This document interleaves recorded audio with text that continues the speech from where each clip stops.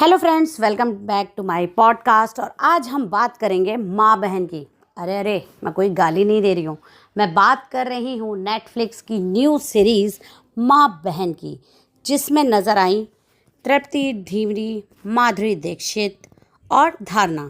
पहले माधुरी दीक्षित की एक नई सीरीज़ आई थी जिस मिसेस देशपांडे, जो एक क्राइम थ्रिलर थी, सस्पेंस क्राइम थ्रिलर थी, जिसमें माधुरी दीक्षित की एक्टिंग की वाकई बहुत तारीफ़ की गई थी। लेकिन ये जो नई सीरीज़ आई है, इसमें माधुरी दीक्षित का कोई रंग देखने को नहीं मिला। ना उनकी अदाएं, ना उनके एक्सप्रेशन, ना उनका वो जलवा, ना उनकी वो दमदार एक्टिंग जो जर्नली आपको उनकी फ़िल्मों में या उनके जो लेटेस्ट सीरीज़ हैं उनमें देखने को मिलती है। चलिए थोड़ा डिटेल में इसकी बात कर लेते हैं कि क्या वाकई इसको हम माधुरी दीक्षित का कमबैक कह सकते हैं या नहीं। चलिए थोड़ी कहानी पर पहले बात कर लेते हैं। कहानी एक टिपिकल मिडिल क्लास फैमिली की है, जहां रेखा, जया और सुषमा रहती हैं। रेखा यानी माधुरी दीक्षित, जो एक बेबाक विडो के रोल में है और वो समाज के घिसे पिटे नियमों को भाव नहीं देती हैं। उनके साथ ही उनकी दो बेटियां हैं, जया, तृप्ति ढीमरी और सुषमा।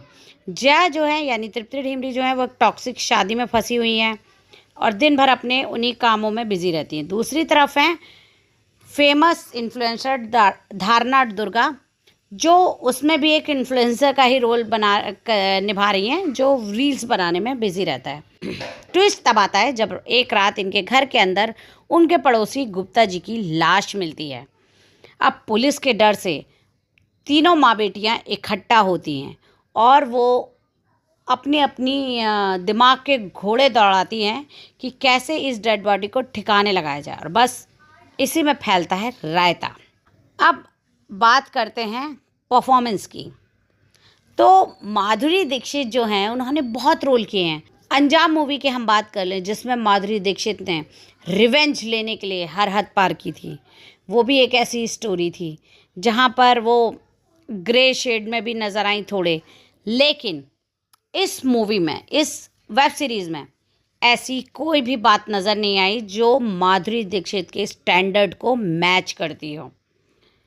कहीं से भी इस पूरी ओटीटी में ये नहीं कहा जा सकता कि इसमें कोई और भी होता ना तो ईजिली ये रोल कर लेता। माधुरी दीक्षित को लेकर जो डायरेक्टर हैं वो बिल्कुल भी इनकैश नहीं करा पाए हैं। उनके सामने बॉलीवुड की एक बहुत मंझी हुई अदाकारा थी।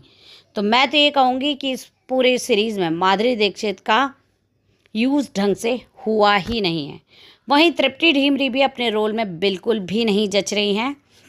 ना उनके फेस पे एक्सप्रेशन आ रहे हैं, ना उनकी डायलॉग डिलीवरी में दम है, और ना ही वो अपने रोल को बखूबी निभाती हुई नज़र आ रही है। इवन माधुरी दीक्षित की बेटी के रोल में तो बिल्कुल भी नहीं जच रही हैं। धारणा दुर्गा वो सोशल मीडिया स्टार हैं और उन्होंने कुछ उसी के तरह मिलता जुलता रोल किया है। वो अपनी जो रील्स वगैरह हैं उसमें भी बहुत लाउड होती हैं, इसमें भी वो बहुत लाउड है।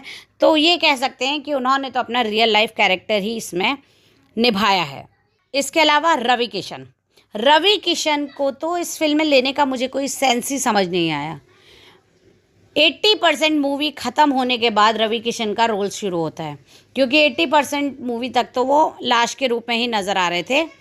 उसके बाद में ये खुलता है कि वो डेड बॉडी नहीं है बल्कि वो ज़िंदा है। उसके बाद वो क्या क्या करते हैं उनके साथ। लेकिन रवि किशन जैसे एक्टर को लेके और सिर्फ मूवी के 20% में उनका यूज़ दिखाना, जो कि बहुत ही वाहियात तरीके से उनको उसमें भी यूज़ किया गया है।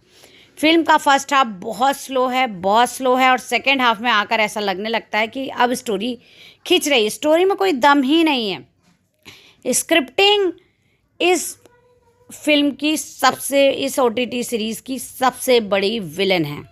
इसमें स्क्रिप्ट जैसा कुछ भी नहीं है।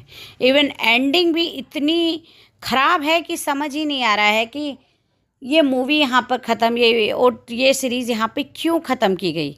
एंड ऑफ द डे जो पूरा निचोड़ निकल के आया है, माधुरी दीक्षित के नाम पे भले ही ये सीरीज़ सेल हो जाए, लेकिन उस पूरी सीरीज़ में माधुरी दीक्षित जैसा कोई भी दम नहीं है। तो भाई इन शॉर्ट फाइनल वर्डिक्ट तो मेरी तरफ से यही है, माँ बहन कोई रेगुलर मर्डर मिस्ट्री या घिसी पिटी कॉमेडी से बढ़कर कुछ भी नहीं है। ये फिल्म आपको कुछ एक आध जगह पर हंसा सकती है, सोचने पे मजबूर भी करेगी, लेकिन इस फिल्म में वही औरत को उसी तरह से दिखाया गया है। औरत का कोई नया, एक कहते हैं नई कहानी उसको लेके नहीं गढ़ी गई है। उसके हस्बैंड की डेथ हो जाती है तो उसे सब कोई कैरेक्टरलेस मानना शुरू कर देता है, सब उस पर लाइन मारना शुरू कर देते हैं। तो इस पूरे इसमें कहीं पर भी किसी भी जगह पर कोई भी ऐसा एंगल नहीं है जिस पे हम कह सकें कि इस पॉइंट पर इस सीरीज़ ने हमको बांध के रखा, या इस पॉइंट पर इस सीरीज़ ने हमको बहुत एंटरटेन किया या बहुत हंसाया। इस फिल्म में इतने मज़े कलाकार होने के बावजूद ना तो फिल्म के डायरेक्टर और ना ही फिल्म के स्क्रिप्ट राइटर दोनों को अच्छे से यूज़ कर पाए।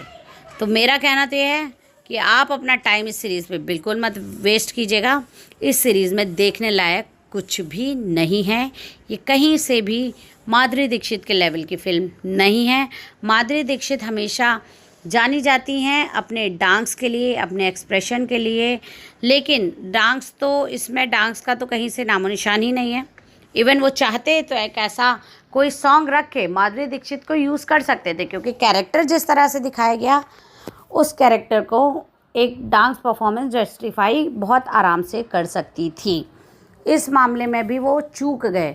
मुझे ये लगता है कि डायरेक्टर की सोच ये थी कि हम माधुरी दीक्षित को बिल्कुल ही अलग रूप में प्रेजेंट करें जो कि लोगों के लिए सरप्राइज़ होगा, पर ये लोगों के लिए सरप्राइज़ से ज़्यादा एक शॉक के तौर पे नज़र आया। पूरी जो सीरीज़ है, कृपया करके इसका सेकंड पार्ट तो बिल्कुल मत बनाइएगा, क्योंकि ये कहीं से भी सेकंड पार्ट तो बिल्कुल भी डिज़र्व नहीं करती है। चलिए आज के लिए इतना ही।